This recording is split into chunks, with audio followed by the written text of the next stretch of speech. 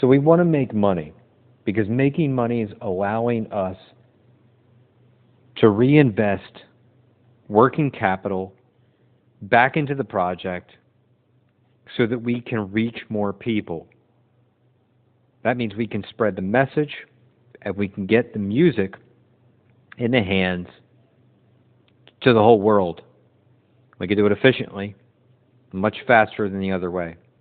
And we do this by selling some sort of product or service, and it doesn't matter what it is.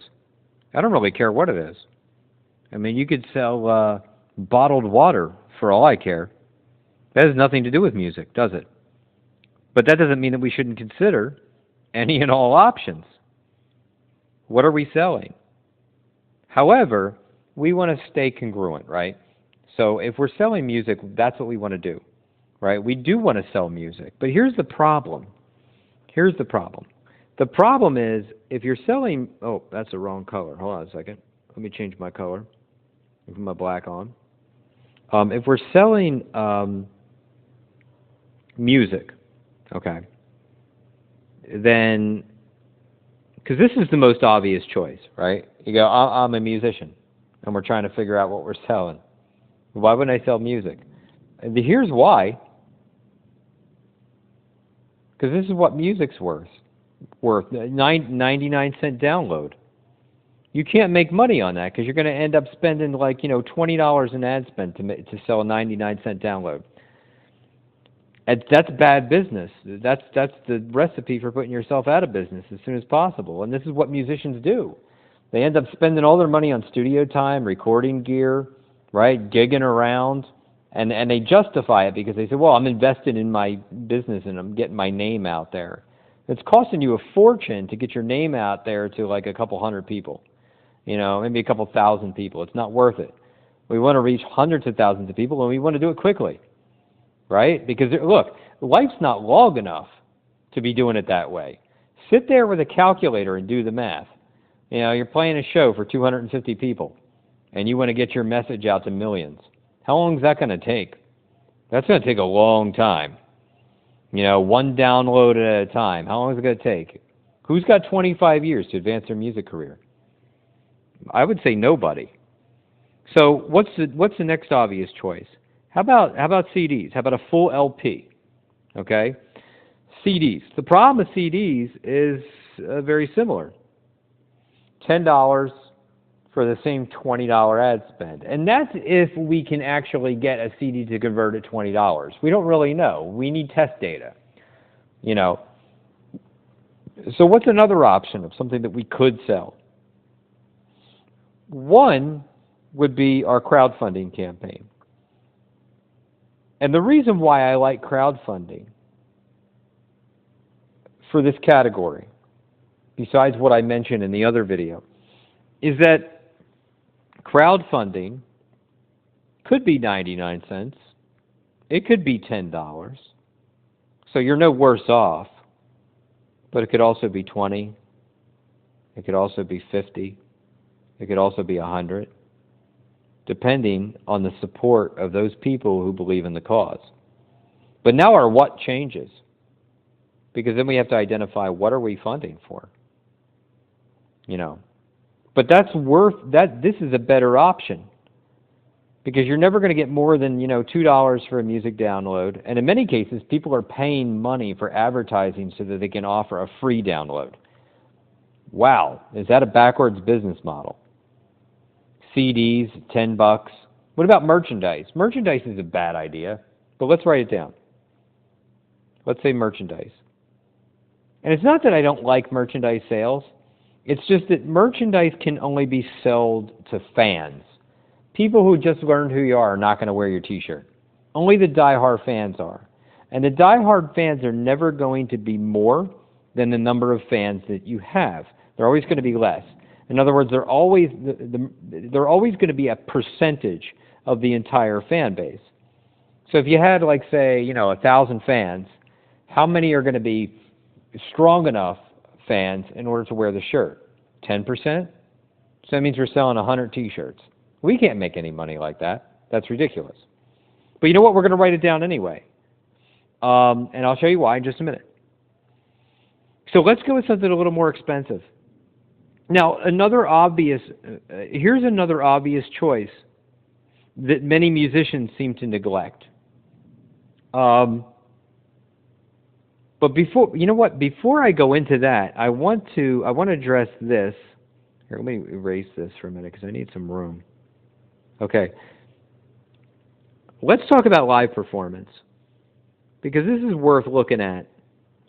Because live produces more results than, say,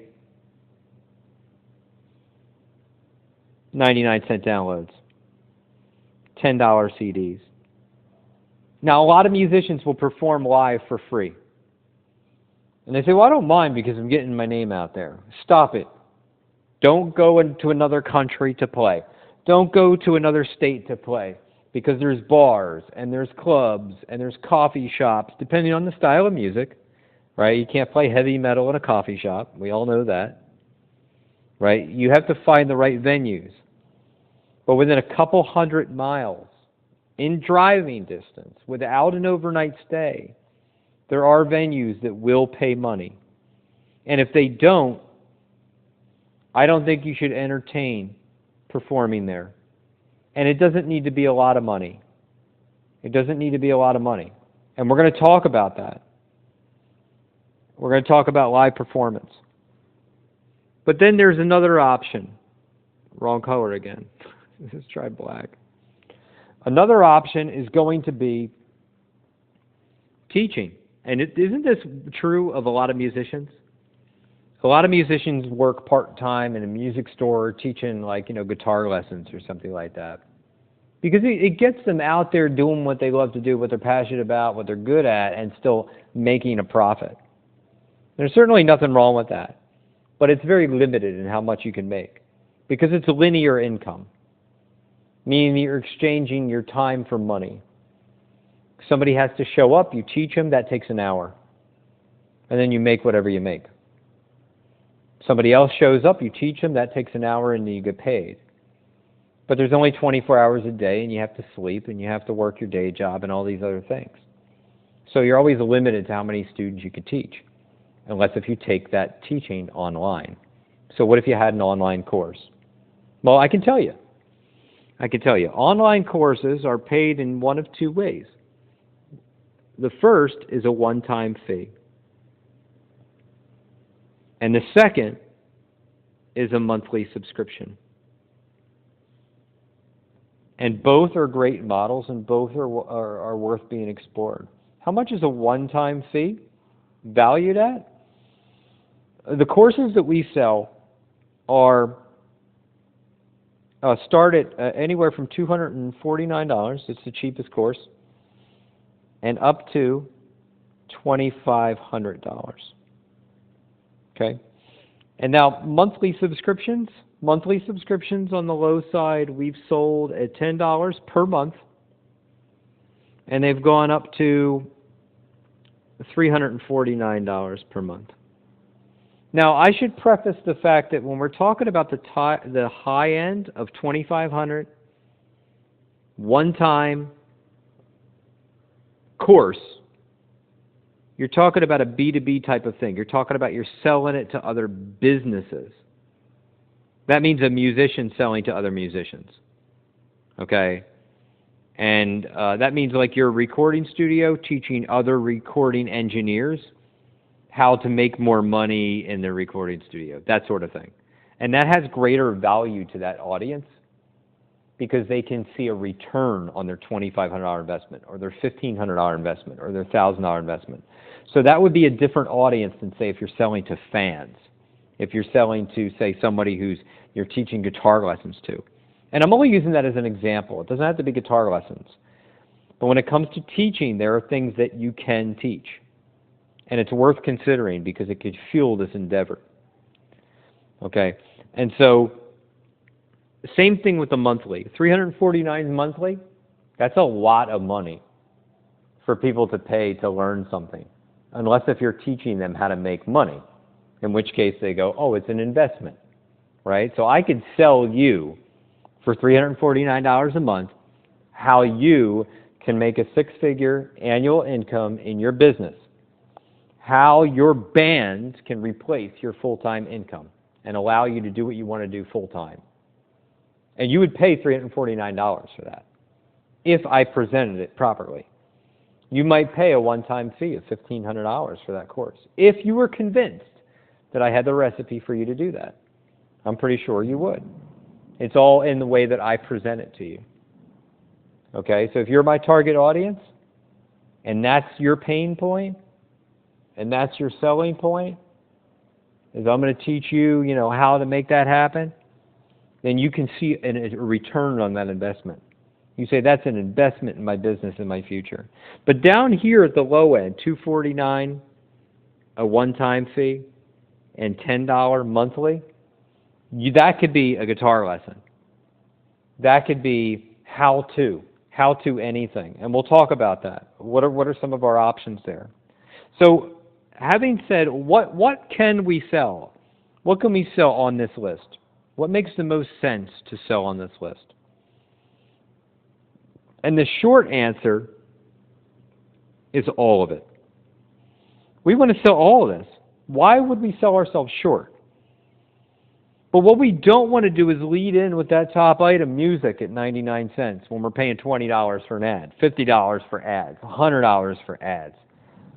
Right? You're paying too much money for advertising, you're not getting anything in return. What about CDs? $10. Better option. Do we want to lead in with CDs and then sell a 99-cent download on the back end? No. No, we don't want to do that. How about crowdfunding? Crowdfunding is variable. More money in that. Merchandise. Do we want to sell merchandise? Yes. But we want to sell merchandise after somebody buys the music. Right? So here. Let me illustrate this for you because this is a really cool model. This is not something that I just made up now. This is something that lots of people are doing. We're helping lots of people do this. This is what we do. We do it well. We do it every day. It's to come up with a product offering. It's not a single thing. There is no one-size-fits-all solution here. Okay? Let's take a look at our most expensive thing. And that's our teaching program with a one-time fee of $249. And then after they make that purchase, we offer them an upsell. We offer them the ability to be a part of the team for a one-time fee of $10. Not a one-time fee, I'm sorry, a monthly recurring. That's residual income at $10. And you can let them know that that's normally $25 a month. But since you just bought my one-time course for $249, I'm going to offer it to you for just $10. But you're not going to let them leave after they check out without buying a ticket to a live performance. Now keep in mind, right? You're going to offer them a ticket to a live performance. Yes, you're going to sell tickets to a live performance. But what if the venue doesn't sell tickets? It's a free show. You negotiate with the venue. Okay? And you only play at places that are willing to negotiate. That's important because it's part of your business model. So now we start negotiating. Right? We're doing business now. This is a different kind of thing. And you're not going to let them out of this without buying a shirt. You're going to say, hey, how about half price on a t-shirt while you're here? Do you think you got the target market audience? Well, we don't know if they're a diehard fan yet, but they might impulsively buy the t-shirt because they were attracted to the course, and you say, you know what, this is a one-time deal. I'm going to give you the $25 monthly subscription where you can get unlimited access to all of the content, all of the lessons, all of the tutorials, all of the videos for just $10 a month. Cancel anytime. Right? On that $249 offer. If you're unhappy for any reason, I'll refund it in full. It's there's absolutely no risk. And then you let them know because you're running the ads. You're running the ads in the same town that you're playing live and say, you know what, if you're anywhere near the Boston area, I'm going to be playing next month on this such and such a date. I got tickets available, half price, $10. There's all kinds of things you could sell them at this point. There's another $10 for you. It's not a lot, but we were selling CDs at $10. Now we just sold a $249 offer plus a $10 per month offer. They might stay on for 6 months. You'll make an extra $60. Let's say 5 months to keep the numbers round. So now we just made $300. The $300 is better than a $10 CD. But then as they're checking out, we're going to ask them if they want to come check you out live for an extra $10. You want to buy a CD for an extra $10.